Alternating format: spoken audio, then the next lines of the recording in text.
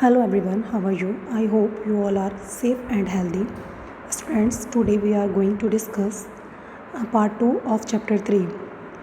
Students, we had already discussed part 1 of chapter 3. In part 1, we had discussed about formation of constitution and its preamble. In part 2, we are going to discuss different features of Indian constitutions. So let's start.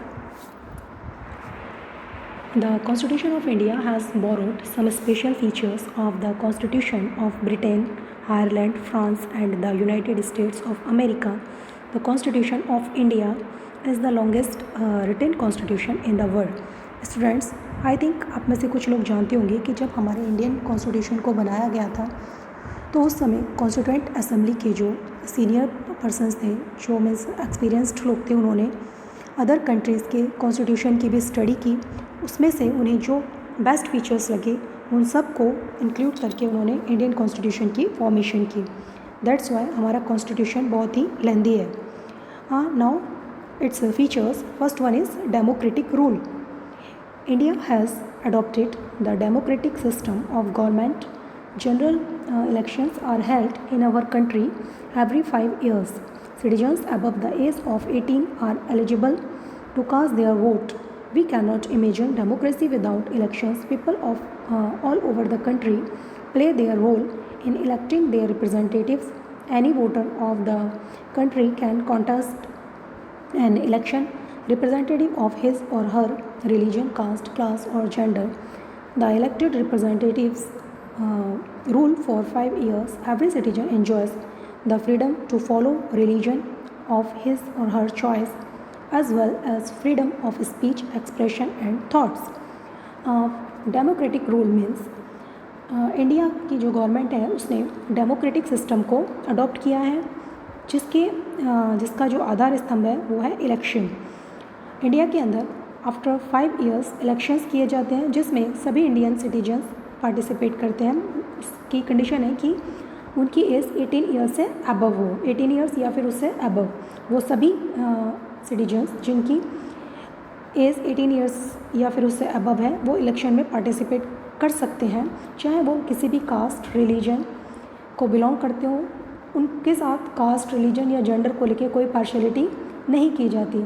इसके अलावा कोई भी candidate इस election में participate कर सकता है, वो भी किसी भी कास्ट या फिर जेंडर या फिर रिलीजन से बिलोंग करता हो, वो इलेक्शन में कॉन्टेस्ट पार्टिसिपेट कर सकता है। फिर जो रिप्रेजेंटेटिव आते हैं यहाँ पर, मीन्स जो इलेक्शन में विनर होकर जो कैंडिडेट्स आते हैं वो 5 इयर्स तक यहाँ पर रूल करते हैं। इसके अलावा सभी सिटीजन्स अपनी फ्रीडम को एंजॉय करते हैं, जिसमें उनको अपनी चॉइस के अकॉर्डिंग स्पीच की, अपने थॉट्स को एक्सप्रेस करने की फ्रीडम भी दी गई है। सो वी कैन से कि elections are the base of democracy. Next feature is secularism. A secular nation means that the government does not conform to the norms of any particular religion in its system of governance. Citizens are not discriminated on the basis of their faith, sect or religion. Every citizen enjoys the right to follow and propagate the religion of his or her choice. Secularism means जो हमारी सरकार है उसकी नज़रों में सभी religion एक समान है। मीन्स गवर्नमेंट का खुद का कोई रिलीजन नहीं है। कॉन्स्टिट्यूशन के according all citizens are free to adopt any religion according their choice. Means वो जिस भी रिलीजन में ट्रस्ट करते हैं वो उसको अडॉप्ट कर सकते हैं। उनके मीन्स किसी भी रिलीजन को लेके उनके साथ कोई पार्शलिटी नहीं की जाएगी, वो किसी भी रिलीजन को अडॉप्ट करने के लिए फ्री हैं। Next one is Republic. Republic means a government that obtains powers from people directly or indirectly. We have adopted a democratic republic system, a government which means that powers are not limited in the hands of a few privileged people. Rather, it is accessible to all the citizens irrespective to their caste, class, religion or gender. It means directly और indirectly जो ruling power है वो common peoples के हाथ में है। Means all the जो citizens can rule on behalf of their representatives, means उनके जो रिप्रेजेंटेटिव हैं जिसको वो इलेक्शन करके इलेक्टेड करते हैं, चूज़ करते हैं, वही पावर में आते हैं, वही रूल करते हैं उनके ऊपर। और जिसको चूज़ करने की फ्रीडम उनके हाथ में है, वो जिस पर्सन को सही समझें उसको इलेक्शंस में इलेक्ट करके उसको वोट करें और उसको उसके हाथ में पावर दे सकते हैं। इट मीन्स पावर कुछ खास लोगों के हाथ का खिलौना बनकर नहीं रह जाती है। अगर हम देखें तो सभी लोगों के हाथ में पावर है, कॉमन पीपल के हाथ में पावर है। Every citizen has his power as vote. Vote की पावर जो उनको दी गई है वो इसीलिए दी गई है जिससे कि वो उसका यूज़ करें। सो एवरी सिटीजन की ड्यूटी होती है कि वो अपने वोट को यूज़ करें और एक सही कैंडिडेट को चूज़ करें, जिससे कि किसी कास्ट, क्लास या रिलीजन और जेंडर का कोई भी पर्सन उनके साथ कोई पार्शियलिटी ना कर सके और उनके साथ सब कुछ फेयर रहे। Any common person, man, woman, be it a hawker और a vegetable vendor, can become the sarpanch of a village. For example a mason, means कहने का मीनिंग ये होता है कि कोई भी मेल या फीमेल या फिर कोई हॉकर या वेजिटेबल वेंडर, कोई भी एक मीन्स कॉमन पीपल भी एक विलेज का सरपंच बनने की पावर रखता है। बट ये किस पर डिपेंड करता है? कॉमन पीपल, कि वो लोगों के बीच कितना पॉपुलर है, उसका कैरेक्टर लोगों को कितना इम्प्रेस करता है। ओके स्टूडेंट्स, अभी आप एक डायग्राम देख रहे हैं जिसमें हमारी गवर्नमेंट्स का रेफरेंस दिया गया है। यहाँ पर हमारी 2 टाइप्स की गवर्नमेंट्स दी गई हैं, सेंट्रल गवर्नमेंट्स और सेकेंड स्टेट गवर्नमेंट्स। सभी स्टेट्स की सेपरेट गवर्नमेंट्स होती हैं। सेंट्रल गवर्नमेंट सभी की कॉमन होती है। सेंट्रल गवर्नमेंट के जो हेड होते हैं वो प्रेसिडेंट होते हैं और स्टेट गवर्नमेंट का हेड गवर्नर होता है। इसमें सेंट्रल गवर्नमेंट के 3 ऑर्गन्स होते हैं, लेजिस्लेचर, एग्जीक्यूटिव और जुडिशरी। लेजिस्लेचर, एग्जीक्यूटिव और जुडिशरी सेम यही ऑर्गन्स हमारी स्टेट गवर्नमेंट में भी होते हैं। लेजिस्लेचर का फंक्शन क्या होता है? लॉज को फ्रेम करना। एग्जीक्यूटिव का वर्क होता है जो लॉज फ्रेम किए जाते हैं उनको एग्जीक्यूट करना, उनका इम्प्लीमेंट करना। एंड नेक्स्ट मीन्स लास्ट जो ऑर्गन है हमारा जुडिशरी। जुडिशरी में सेंट्रल लेवल पर इसके अंडर में सुप्रीम कोर्ट होते हैं, जुडिशरी के जो मेन होते हैं, और स्टेट लेवल पर हाई कोर्ट्स, उसके अंडर में district courts, then subordinate courts होते हैं। मीन्स इनका फंक्शन है कि जो लॉज को इम्प्लीमेंट कराना, मीन्स जो लोग सभी लोग उसको पूरी लॉयल्टी के साथ उनको फॉलो करें, और अगर वो लोग उसको ब्रेक करते हैं रूल्स को तो उनको पनिश करना, ये जुडिशरी की ड्यूटी है। देन जो हमारी फिर लेजिस्लेचर के अंदर हमारी पार्लियामेंट आती है जिसकी 2 हाउसेज हैं, लोकसभा और राज्यसभा। देन हमारे प्राइम मिनिस्टर्स होते हैं एग्जीक्यूटिव में जो हेड होते हैं, और उनके साथ होती है काउंसिल ऑफ मिनिस्टर्स जिसमें डिफरेंट हाउसेस के मिनिस्टर्स होते हैं। और फिर इसमें हमारे स्टेट गवर्नमेंट के अंदर आते हैं चीफ मिनिस्टर्स एंड उनकी काउंसिल ऑफ मिनिस्टर्स, जिसमें लोकल एडमिनिस्ट्रेशन आता है, जिसमें पंचायत और municipal corporation and municipal boards होते हैं। So students, it was the preference of our governments. Now we can say the legislature, executive and judiciary are the organs of government. ये तीनों organs बहुत ही important हैं जो हमारे जो लॉ है हमारे देश का उसको बनाना, उनको फॉलो कराना और उनको ब्रेक करने के लिए लोगों के मन में मीन्स डर की भावना कि अगर वो लॉ ब्रेक करते हैं तो उनको पनिश भी किया जा सकता है, उसके लिए जुडिशरी की भी यहाँ पे फैसिलिटी दी गई है। Legislature makes laws, executive with the help of civil services officers implement the laws and judiciary makes people follow the laws and does the work of providing justice.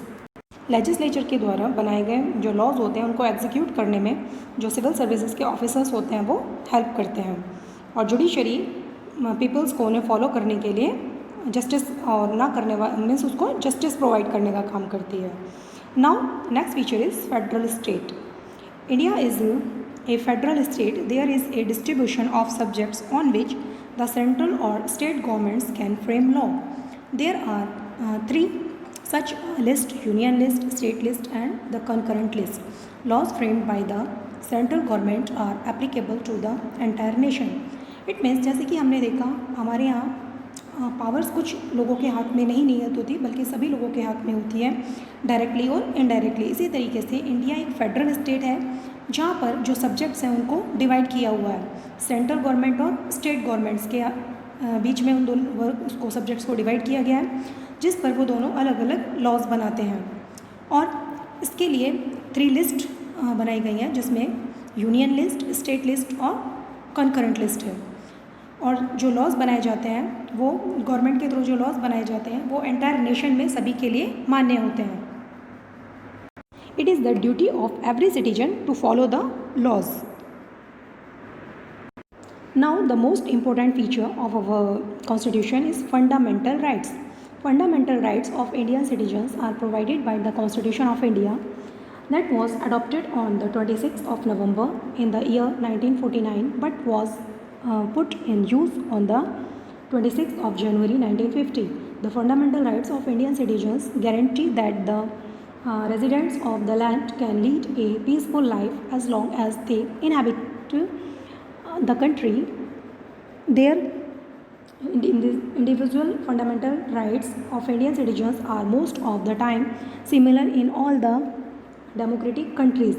It means जो fundamental rights हैं वो constitution के through सभी citizens को provide किए गए हैं और ये जो अडॉप्ट किए गए थे 26 नवंबर को अडॉप्ट किए गए थे, बट 26 नवंबर 1949 को अडॉप्ट किए गए थे, बट प्रोसेस में आने में इन्हें 26 जनवरी 1950 में ये प्रोसेस में आए। फंडामेंटल राइट्स इंडियन सिटीजन्स को एक तरह की गारंटी प्रदान करते हैं कि वो इस लैंड पर, इंडिया की जिस लैंड पर वो लोग रहते हैं, वो अपनी एक पीसफुल लाइफ यहाँ पर बिता सकते हैं जब तक कि भी वो यहाँ पर रहें।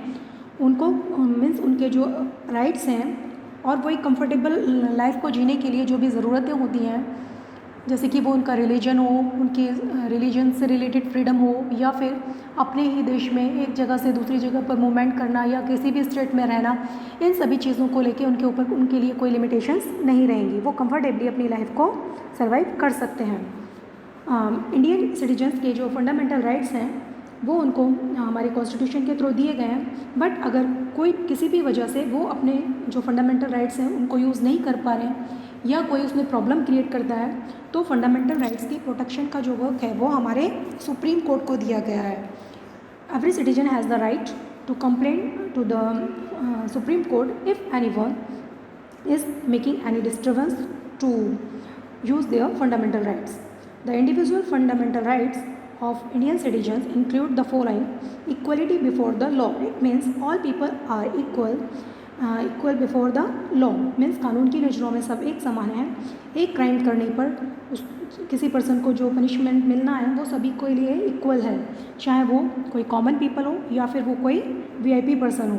Freedom of religion, everyone is free to adopt any type of religion according his or her choice. Freedom of association and peaceful assembly. हमारे इंडिया के अंदर सभी को ये फ्रीडम दी गई है कि वो अपनी इच्छा के या फिर ज़रूरत के अनुसार कहीं पर भी कोई सभा बुला सकते हैं, कोई मीटिंग कर सकते हैं, पीसफुल वे में एक साथ गैदर भी हो सकते हैं। Freedom of speech and expression, Indian citizens को स्पीच देने की और अपने थॉट्स को, अपने व्यूज़ को एक्सप्रेस करने की भी फ्रीडम दी गई है।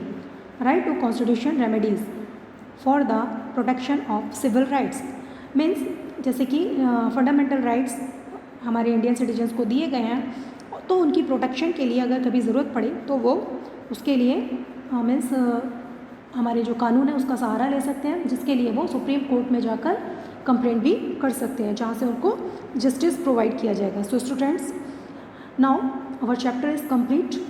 We had discussed in this chapter all the salient features of our constitution. Chapter was really very interesting. Now we are going to discuss the questions. You have to find out the answers yourself and write in fair notebook. First question is, what do you mean by constitution? Second, who were the main leaders in the formation of the Constitution of India? Third one, what are the salient features of our constitution? Next, what is a constitution necessary for a nation? Why is India known as a republic? When was the Constitution of India enforced? So students, आज का ये topic हम यहीं पर stop करते हैं। Next video में next topic के साथ फिर से मिलेंगे। तब तक के लिए good bye, have a nice day.